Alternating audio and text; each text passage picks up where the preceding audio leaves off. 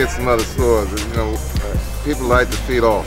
Oh yeah. And if they see you're doing a good job here, the next thing you know, you have another Walmart. Maybe y'all come out here and we'll go and get started. And that will enhance us to grow. What we just want to do at this point is just really thank Walmart.